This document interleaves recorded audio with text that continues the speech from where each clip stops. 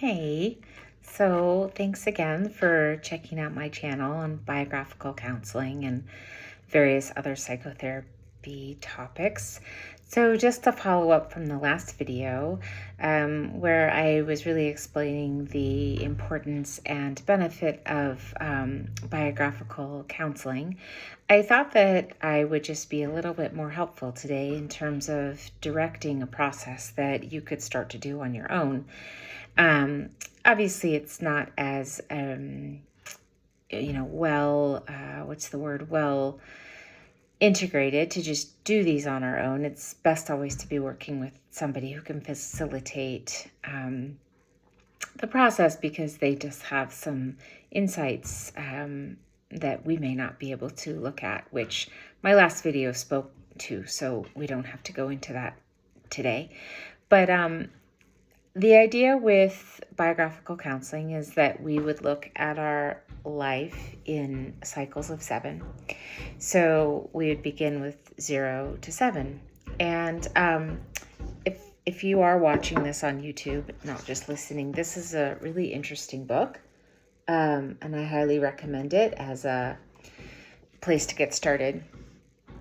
But looking at the first 7-year cycle, some important questions that you could ask yourself. I'm going to read directly from the book. And if you were to go to a biographical counselor and begin this in-depth way of self-reflection, you would really hope that the counselor would start off with these questions. So I guess also, in addition to maybe talking about some of the psychotherapy things that we talk about here on this channel, you can also, if you've not engaged in the psychotherapy process or you have found it to be not helpful or not found a good therapist, perhaps the information I give here can be helpful in terms of understanding what really makes therapy work well.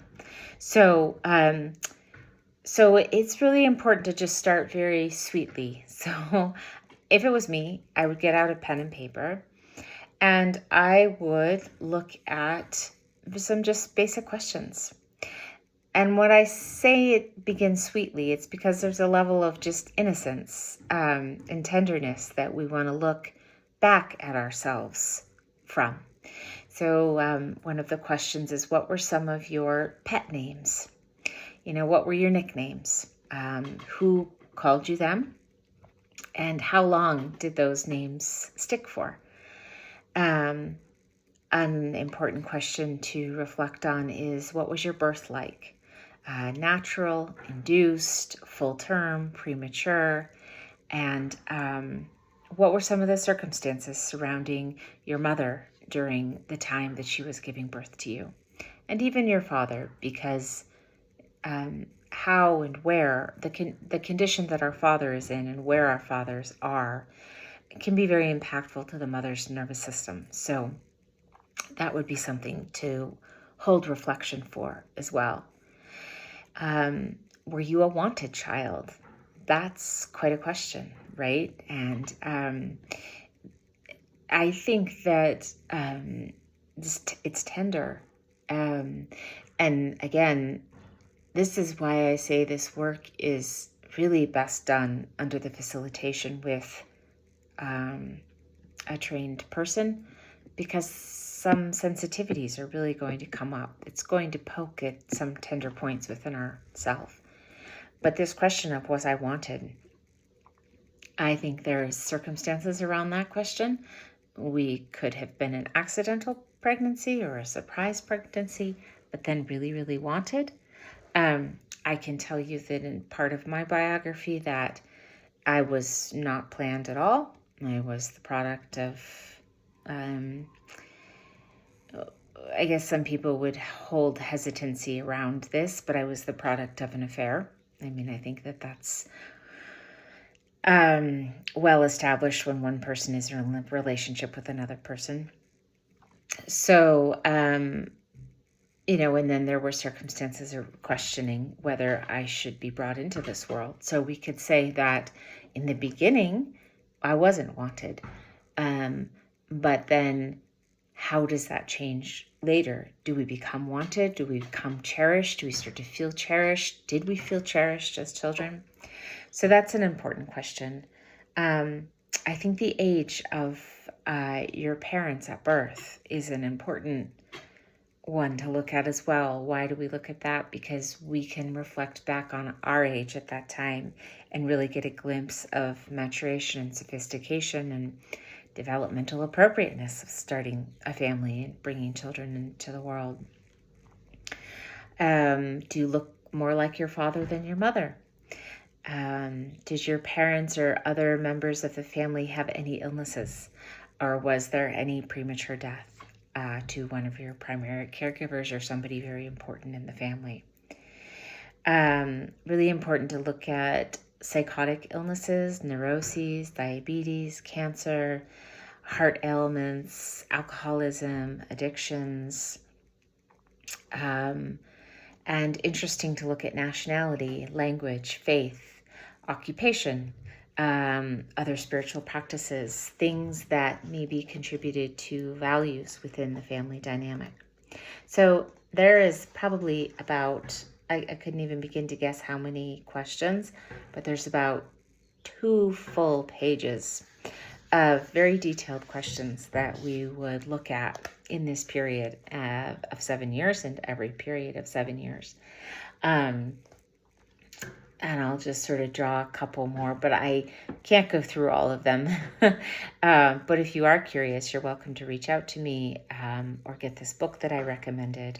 So did you have the experience of warmth and security?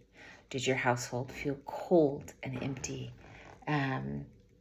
When did you first experience or have memory of pain, like a falling down or your own illness that you maybe experienced? What activities do you remember enjoying doing with your family or enjoying doing on your own? So what I would recommend is that, you're welcome to take the questions we did today as a starting, but just to get a journal and to write 0 to 7 and to begin to have maybe a couple moments in a week where you just sit down and you just very loosely and deliberately offer some self-reflection for yourself around that period of life. And I think it's important to say that we're not doing this to get somewhere. This isn't outcome driven. And so much of our Western culture is outcome driven, optimize for this result, optimize for that result. And I think it's important to remember that we owe it to ourselves to give ourselves moments in our life that are not doing something to get somewhere or get something, but doing something just because we cherish who we are and we realize that the life that we're living is happening every day. And that if we don't go back and remember our life, nobody else is. Nobody's doing that work. I mean, maybe your mother has gone back and thought about your birth. But I've raised 3 children, and I can tell you that I don't really go back and just randomly think about those sweet little moments of my children's lives, and the tough moments and their births and the challenges that I do when prompted. And I realize wow, I've lived a whole life. So I think it's like going back in these reflective times, it's like gathering parts of ourselves from the past and bringing up some forgotten moments, some forgotten stories, some forgotten realizations, and kind of bringing all parts of ourselves back into this experience of being with us now. We aren't back there then. We're here with all parts of ourselves. So that tender little girl or that tender boy who was hurt or whose father passed or whose mother had a difficult experience raising you, your body now, your spiritual bodies, your physical body, your psychology, your nervous system carries all of that. And when we go back and self-reflect, we are finding integrative opportunity to become the fuller expression of ourself. And I suppose one could challenge me and say, well, isn't that doing this work to get somewhere? And I guess I would say, okay, well then fine. I guess we do this work so that we can become fully wholesome within our being and not feel like any parts of us got left out along the way. So I'll be back next month, and I'll bring a couple questions for looking at the second 7-year cycle, which would be from 7 to 14. This is a very small channel. I don't have a lot of people that follow me. If you have questions for me, just leave them in the comment section below. And a lot of what I do here is for just an offering to learn how to speak about this work in a more articulate way, and challenge myself outside of my little private one-to-one sessions, create a larger platform around this. So I appreciate any likes, I appreciate any follows, and subscribe if my style and this work and understanding more of it is interesting to you. All right, have a lovely rest of your day.